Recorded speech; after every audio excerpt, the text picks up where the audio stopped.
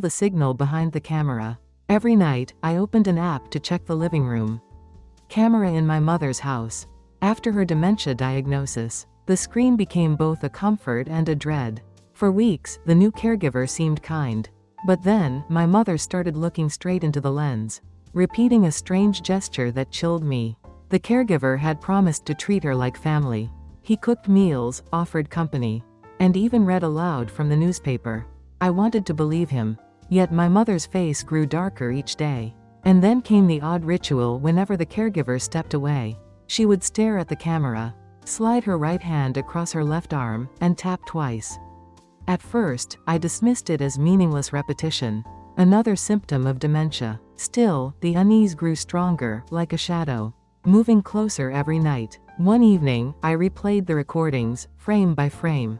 And then, it struck me the hand motion wasn't random. She was imitating something. She was showing me what was happening when no one was watching.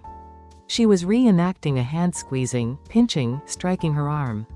My blood ran cold. That was not confusion. That was a signal for help. Heart pounding, I kept searching the footage. Finally, I saw it. The caregiver, thinking the kitchen wall blocked the view, grabbed her roughly and barked at her. My mother's repeated signal wasn't madness. It was her only way to speak. I drove across town like a man possessed. When I burst into the house, the caregiver sat on the couch, laughing at the TV. I shoved my phone in his face.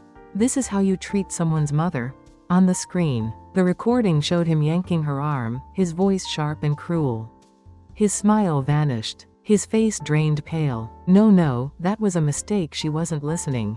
But there was no excuse. For weeks, my mother had been begging me through the lens, desperate for me to see what he thought was hidden. That night, I called the police.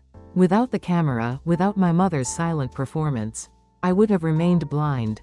Dementia may blur memory, but it does not erase truth. Through those trembling gestures, she reached me. And I vowed never to ignore such signals again.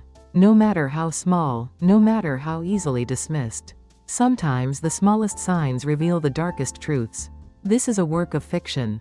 Any resemblance to real persons or events is coincidental.